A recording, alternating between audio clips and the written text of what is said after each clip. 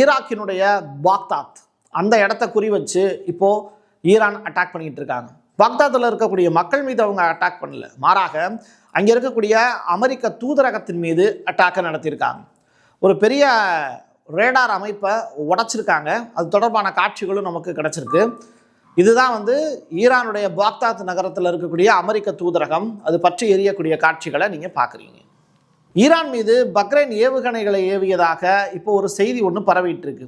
இது நாள் வரைக்கும் பக்ரைன் அப்படிங்கிற நாடு அடிதான் வாங்கிட்டு இருந்துச்சு.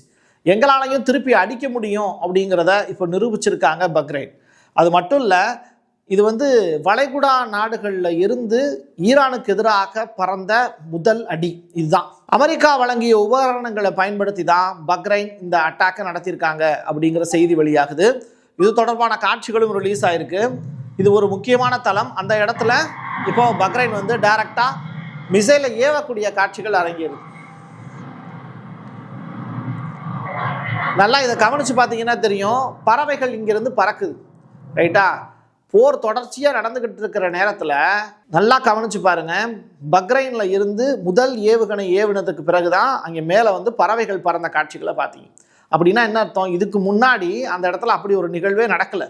இப்போதான் முதல் முறையாக பக்ரைன்ல இருந்து ஒரு ஏவுகணை பறக்கிறத பார்த்துட்டு பறவைகள்லாம் இடத்த காலி பண்ணுது.